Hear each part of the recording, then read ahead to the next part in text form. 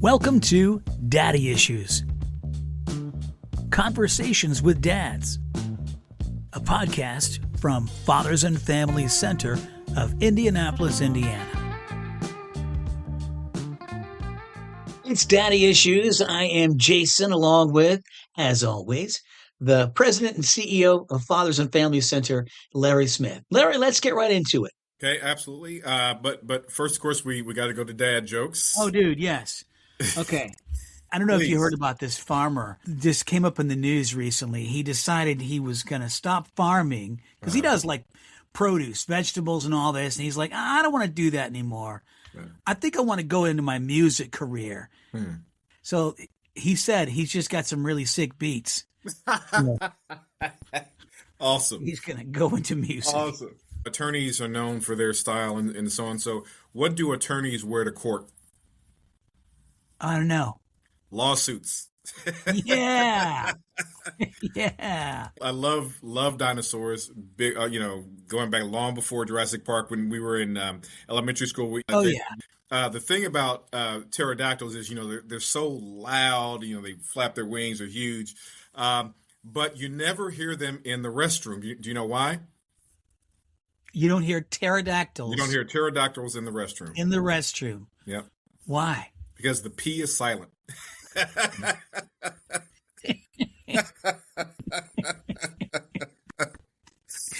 That is great. I love that one. Yes. The P is silent. Yes. So, thank you. Today we have with us Michael Paz. Michael is a recent alumnus of Fathers and Family Center. This is actually our second time appearing together. We were on Fox 59 a couple of months ago on Indy Now. Yeah. He just did a great job. He did such a great job. I said, well, let's bring him on the podcast as well. And so he went through the program, and now he's doing something really cool from a career preparation standpoint. So, Michael, if you could just introduce yourself, tell us, where you're from, how you found out about Fathers and Families Center, what it's like to be a dad, and then what you're doing now. Well, thank you guys for having me, inviting me. It's very great to be able to share my story and just connect with people and be able to reason to change. Change is important. So I'm Michael Paz. I'm 25. I'm from the greater Los Angeles area.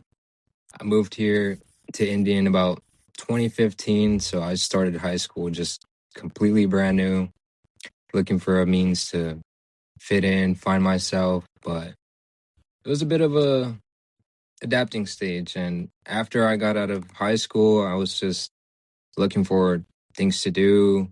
I moved back to California, met my son's mother. We had a child, a son, and I had 2 jobs. I was working, my whole workday was about 20 hours. So it was a struggle. I did that for months and got burnt out. Came back here to sort of find myself, but I was mentally just going through a lot. So I involved myself into therapy, and therapy was helping me a lot. But I told my therapist, this is great with helping me with emotional coping skills, but I still feel like I need a mentor, a sense of direction, leadership. And he's like, well, I've heard of this program called Fathers and Family Center. He's like, I don't know if you want to give it a shot. And I didn't hesitate. I signed up. I showed up, orientation first day, and it was a bit of an adjusting phase too, because I had never been part of a class in so long, but it was more than a class. It was a sense of people trying to find themselves and going through similar things. And I found myself breaking out of my shell, engaging with others, sharing my story, talking about similar struggles. And, Fathers and Families gave me a lot of reasons to keep going.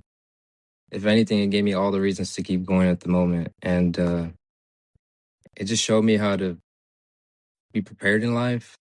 I hadn't worked on my resume or just put on a suit and just engage with people in a while. So it taught me a lot about being creative and vulnerable and realizing it's never too late to go back to the drawing board and focus on the things that you've been through and using them to better yourself and improve, and that your story is never unwritten. You still have a lot to grow. And it just gave me a sense of finding a family. And I didn't think I need to find a family to be better in my own family, but it did. It taught me a lot. So it's brought me to where I'm at today. And what are you doing now? So when I graduated the Fathers and Families class, I signed up for the construction class and I graduated that.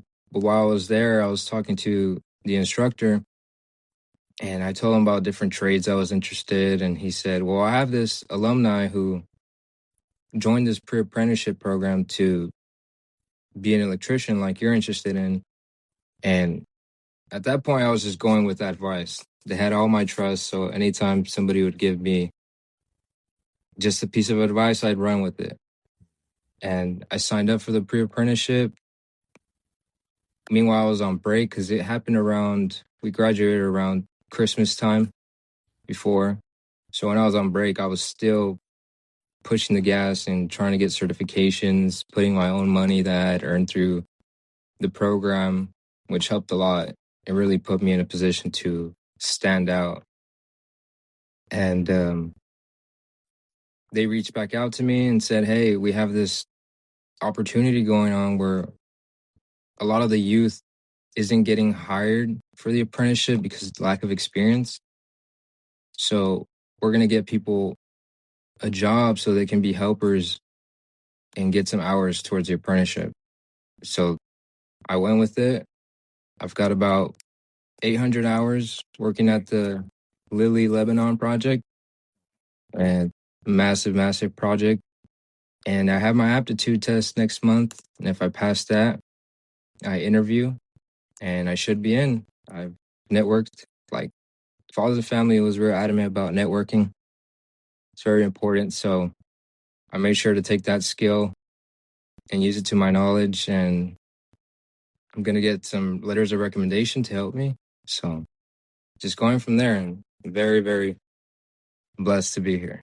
Sounds great. So what was it like coming into that room that day and starting in this class? You're like, I've already been through school. Yeah, it felt like high school all over again. Like just coming to a place I was unfamiliar with, didn't know what to expect, didn't have expectations because what do I base it off of? But I Yeah. just knew why I was there. It reminded me, my son needs me to get better, needs me to be an outstanding, strong father. And I thought that was very positively ironic that that's the name of the class, Strong Fathers class. And I just reminded myself, like, remember why you're here. And at the end of the day, leave knowing like you did your best. Yeah. That's Strong Fathers. Is that about what? It's really interesting because I mean, strong fathers, and we focus on what we call the 4 Ps. We want to help these men to become a better person, a better parent, a better partner, a better provider. And for me, just what does it mean to be a dad? Jason, as we've talked about many times, I grew up without my father in my life, and that is not uncommon for most of the men we serve in the program. And so we start with, well, just what does it mean to be a man? Period. And a good person as a man, a productive person as a man, and then a parent, a dad.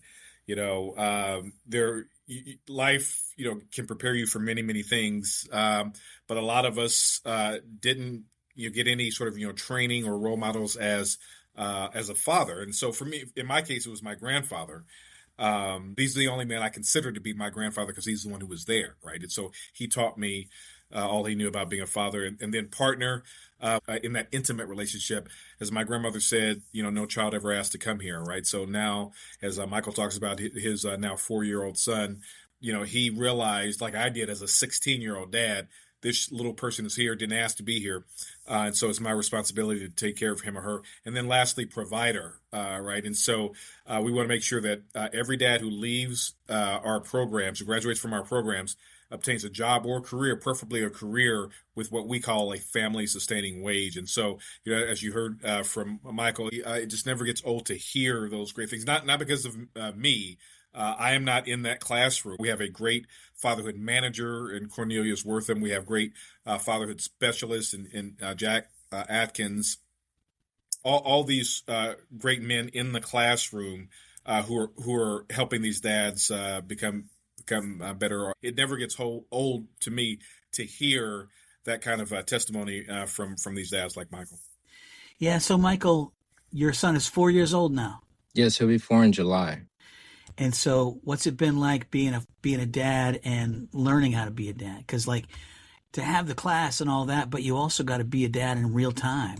Yeah, definitely. My situation's a bit unique because my son's in California, so Okay. I'm limited to what I'm able to apply in terms of physically being there. But it's put me in the mindset to just be more responsible, more accountable, more purposeful with my actions, and realize that it's much more important and delicate since I am so far away at the moment. And I have a similar story to Mr. Smith. My grandfather, who neither was maternal or paternal, he was my grandmother's husband that stepped up while she was pregnant and got left behind.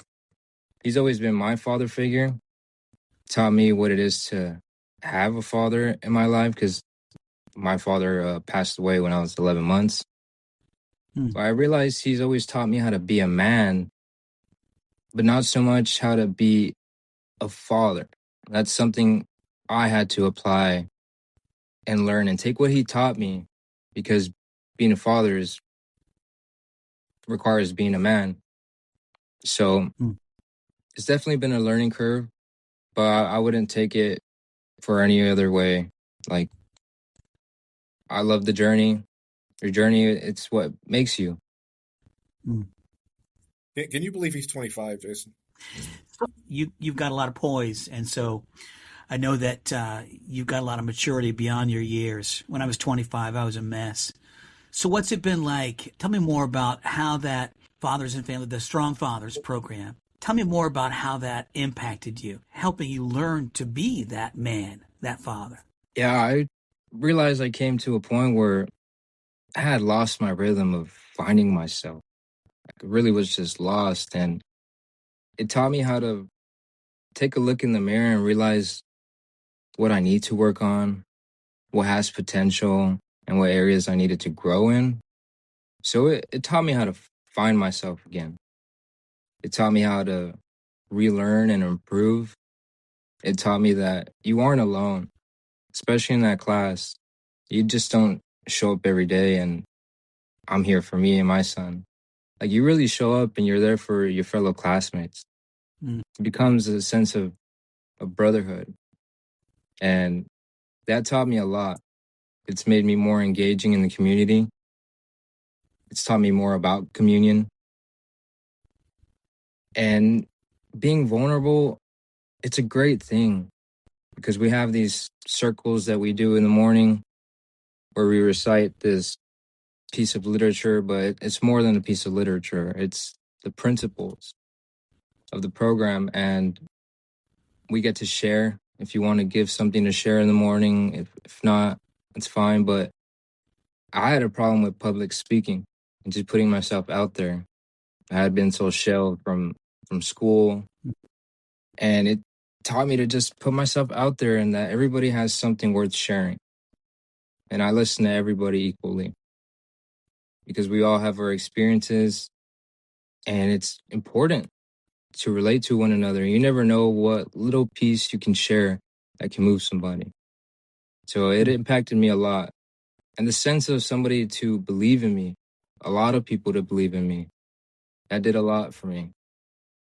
I just thought I needed to believe in myself, or just believe in what I'm doing for my son is all that's necessary. But having people really support you, it means a lot.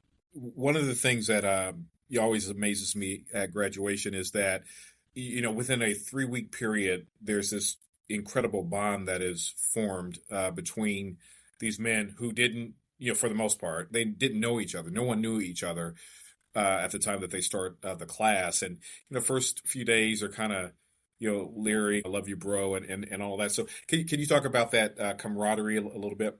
Yeah, like I said, when I first joined the class, I came in like first day of school, just sat down, looked down at the desk, just ready to learn, but not ready to socialize really. I didn't expect that coming in. Maybe just share who I am, why I'm here. But as time went on, you start engaging and sharing what's going on with you. And sometimes you won't develop one-on-one connections with somebody, but the more they share, the more you share. You guys kind of gravitate towards each other. There's some people you guys just naturally click and bond. It's just an amazing way to connect with people. And I remember being on our breaks and just talking about the tests and the things we were working on, and actually being so uplifting for one another. Like, man, you got this. You can do this. Like, I believe in you. I can already see you doing this and that. Like, if you need help, let me know. Hey, I might need help in this area. You seem like you got it down. Talk about our past experiences actually helped us mature and realize how we could be better. Because in the classroom, they're telling us be a better co-parent and the ways you can be. But then when you're outside with these people who are actually going through it and you guys exchange ideas on how to apply that, it's another level of reinforcement. And it helps to hear what somebody going through that is taking from it and how you guys want to apply that. And, by the time graduation came around, I had already made a couple very close friends, and I still keep in contact with them. One of the alumni is actually out there on the job site with me, but he's doing another trade. But it's good to see him. Like, I had been working there for a few months, and when I had seen him out there, just walking around the building, I was like, no way. I went up to him, I gave him a hug, and he was just so happy to see me, gave me a big hug. And right now I'm in the process of getting another alumni out there. So it's just very good to see. And when graduation came around, like, I couldn't imagine myself just from that first day in a room full of strangers and feeling like a stranger in my own life, that I would leave finding who I am and finding people who are familiar with me. Because I've learned that over this past year that family isn't always people who are related to you, but they are the ones who are familiar with who you are. And that's what that taught me. So I couldn't imagine going from that first day to cheering and clapping and doing the big hugs and just being happy for people overcoming something I had overcame. But not just because I did, but to see somebody else find that sense of growth and success. It means a lot to me. I still reflect on it all the time. Keeps me going. That's pretty cool. That feeling of camaraderie is something you'll have the rest of your life. Like being, part of a team that does something together, that encourages each other. And I think that's awesome. I know you'll have that feeling and those bonds for the rest of your life whenever you see those men. I was also struck when you said coming into the program and it taught you how to be creative and vulnerable. And I'm like, that's really important, because a lot of times younger men didn't get taught that it's okay to be self-aware, to be vulnerable, to show who you really are. Yeah, I mean, when we're going through stuff with our partner, we just kind of isolate it. It's kind of nobody to talk to. You'll talk about it with your family, but then they might have a biased take on it. I realize when we're out there on the breaks and we tell another person about how we're having struggles with our partner, it's probably the first time they've said this to a stranger. But the brotherhood and camaraderie makes them feel comfortable enough to be like, I'm going to share this, something that's vulnerable. It makes me a bit insecure because our situations make us feel like we probably made mistakes, could have been better, or it was out of our control. But to be able to tell another person who's going through something you are similarly, what hurts you, what you want to change, what you could have done different, it creates a sense of strong, like intimate communication, which I think is important in young men. We don't want to be intimate and go to certain places because it makes us feel delicate or soft. I think that's important. You have to be delicate and soft at times to be a man and to be a father.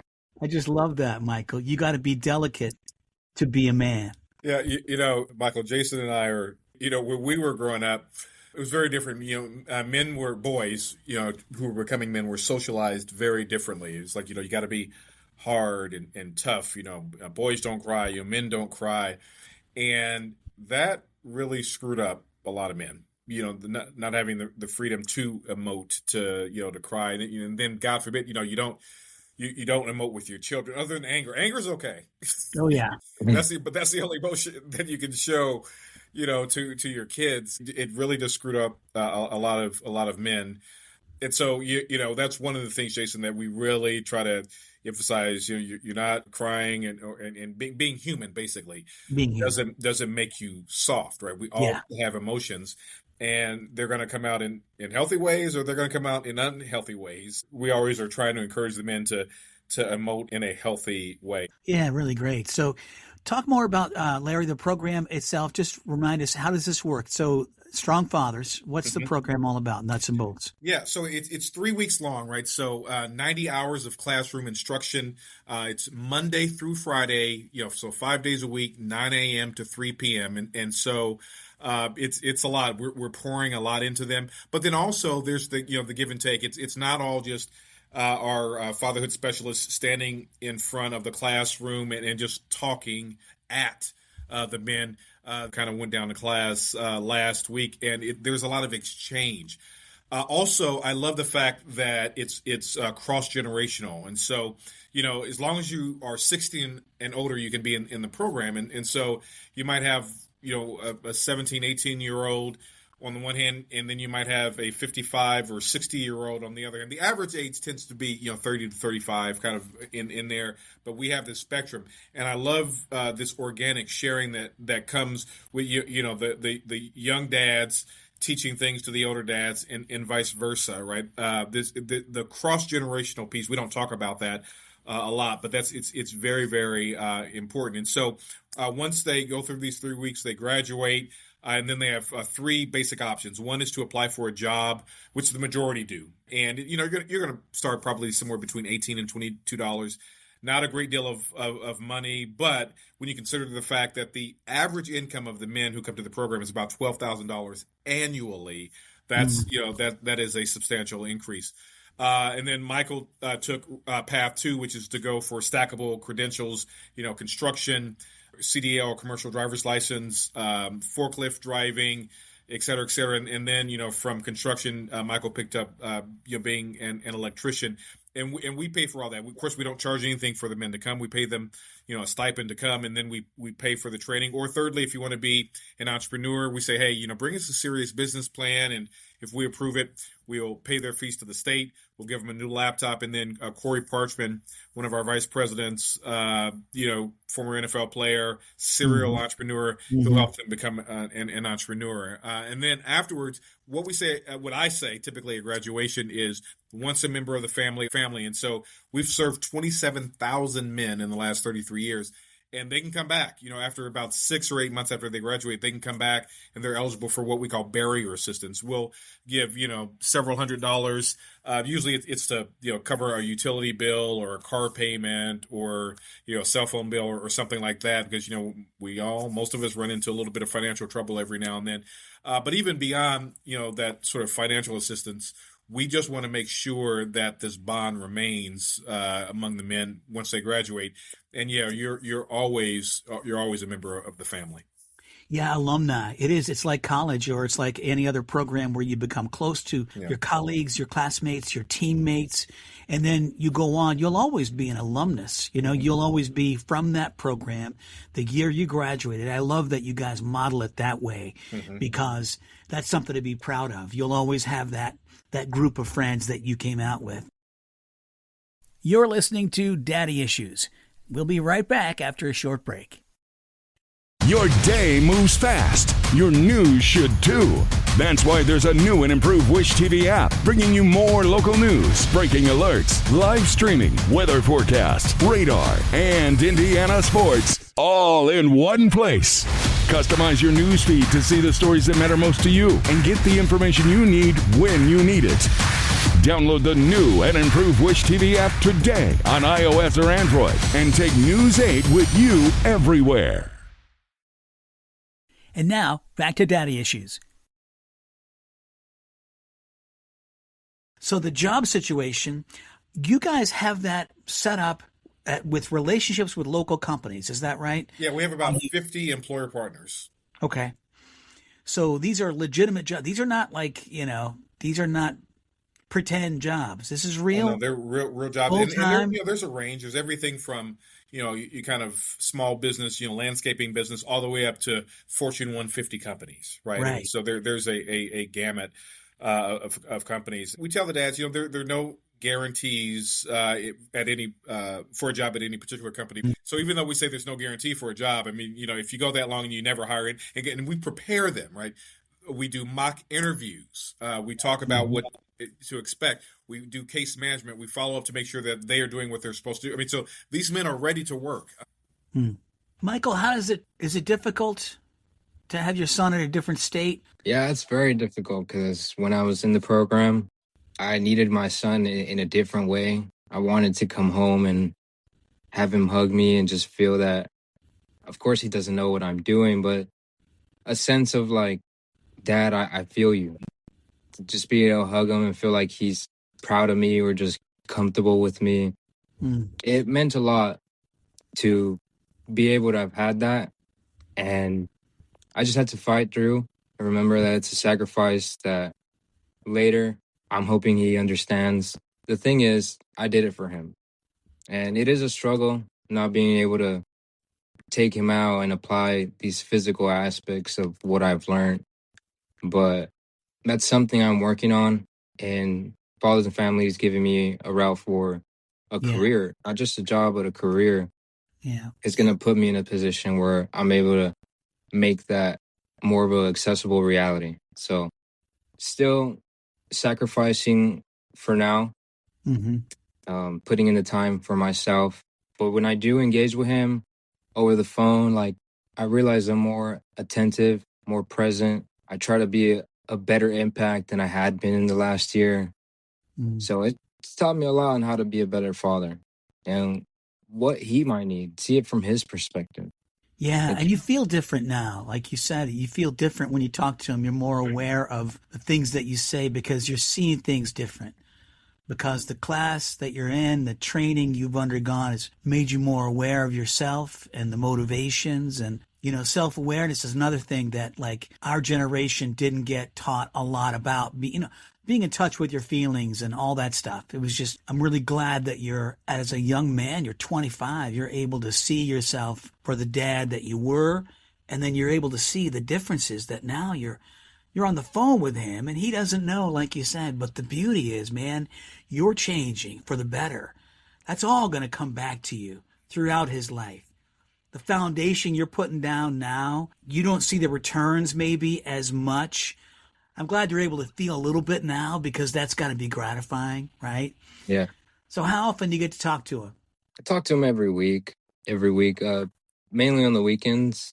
We try to find like a good time that works with both our schedules, once, twice on the weekends. So it's good. I'll video chat him. And he's a very bright kid. He's a very bright kid. He's 3, but counts very well. He writes very well. It's just very advanced and stuff. So I'm very grateful, first of all, that he's healthy, and I wouldn't be able to do what I'm doing or be at peace with knowing my son is in absolutely great hands. Mm. His mom is actually a very important foundation to his life and my life. So although we are split, I wouldn't change who I'm doing this with. Really? I'm very grateful.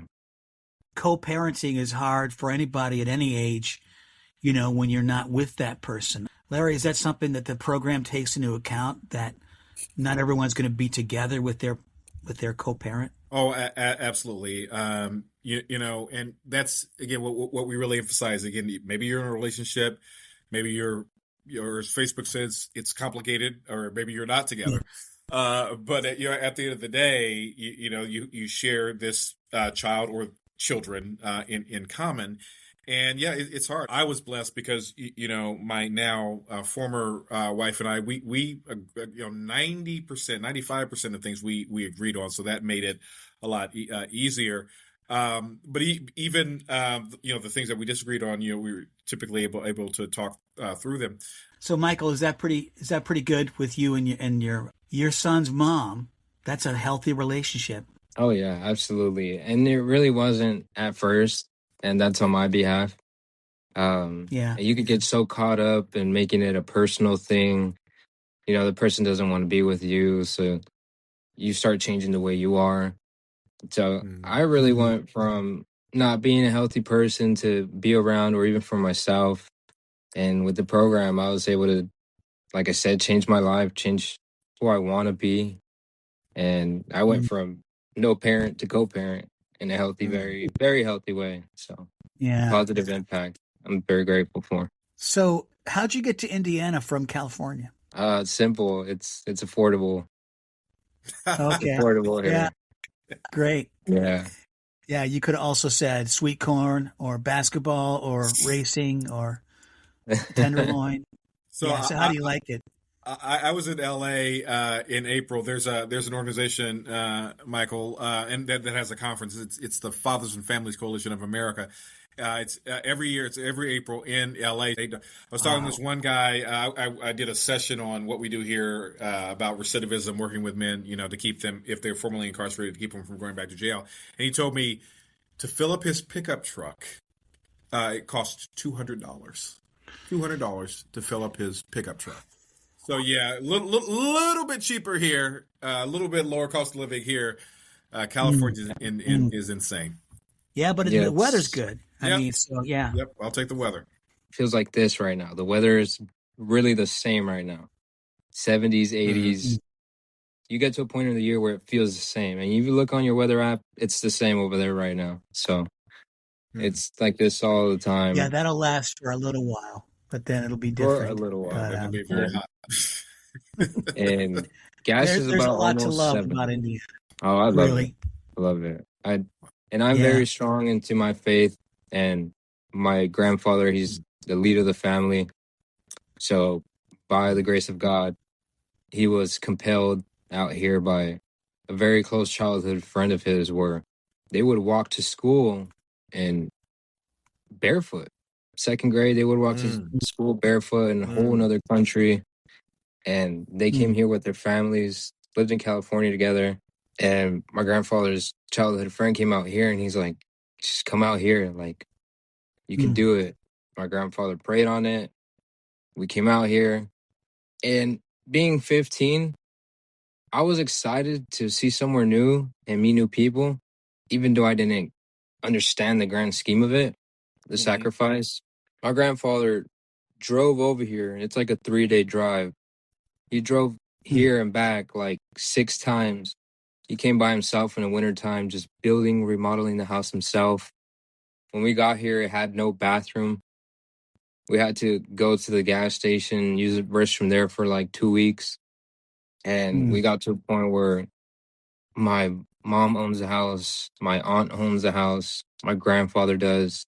So I believed him in the whole way. And Mm. that alone, and him and my grandmother being together, almost married almost 50 years, like, it brought me Yeah. very, very close to God. And the program was actually the last thing that I needed to seek faith in a strong direction. So I started going to church myself because of the program.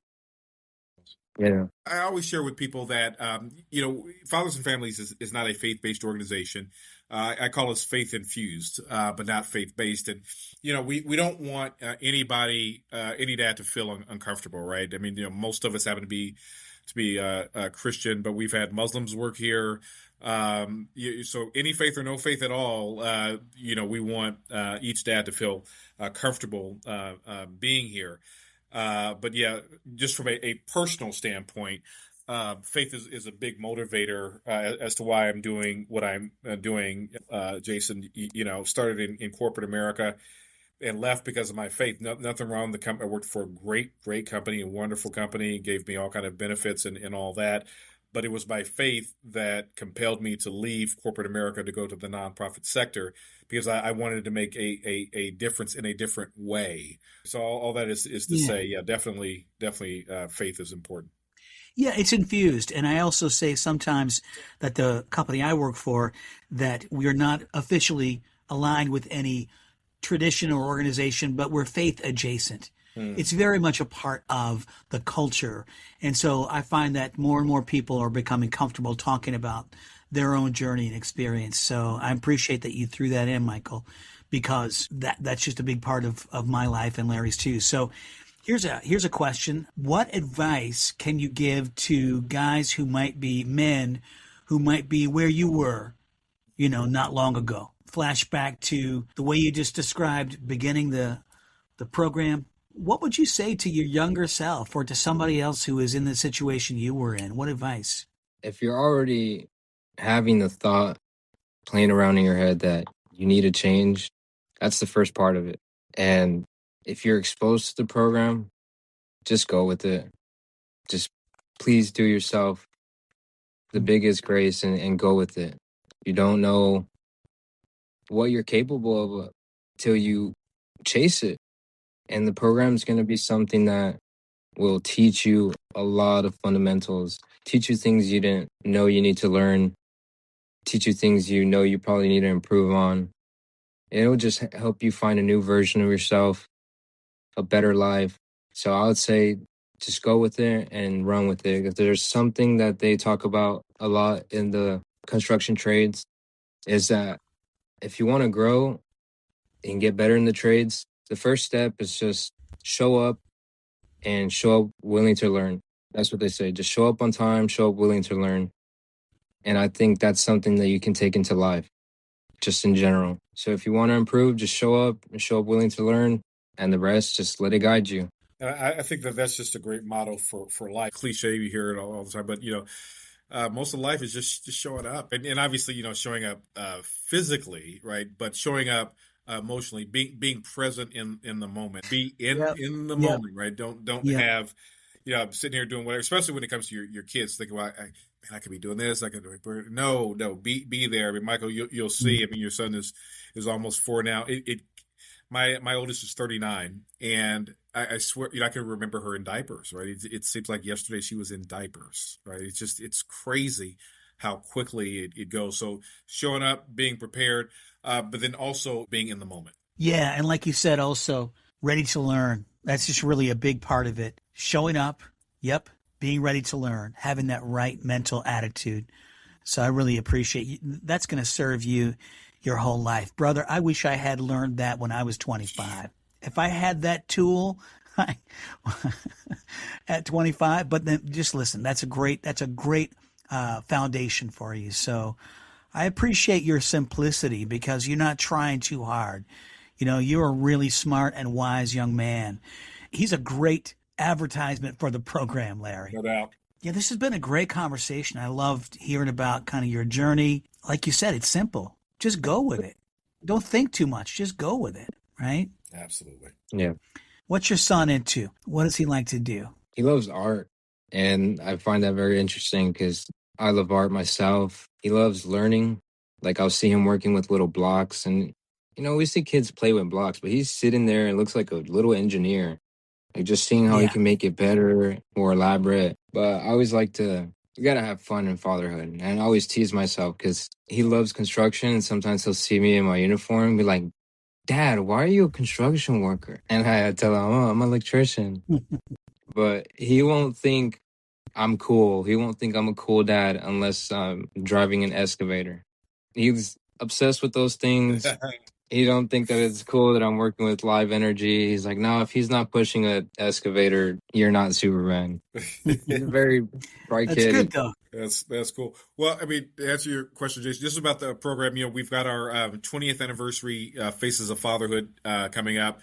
It'll be June 19th, Friday, June 19th, JW Marriott, noon. And we're honoring three great fathers in the community: Pastor Jeffrey A. Johnson Sr. from Eastern Star Church, Reverend Jay Height from Shepherd Community Center, and Amar Patel, who's a co-founder, former executive director of Teach for America, now co-founder of an organization called Thriving Families. Of course, our keynote speaker will be an alumnus of the program, so we're excited about that. And we just keep growing, and so we can serve more men. I mean, at the end of the day, that's the goal, just to serve as many fathers as we possibly can. Right there. You guys do a great job of sharing it on social media, so follow Fathers and Families on LinkedIn and Facebook. But also, you can go straight to the website, and the website address is, Larry? ffcindiana.org, so FFC, Fathers and Family Center, ffcindiana.org. That's great.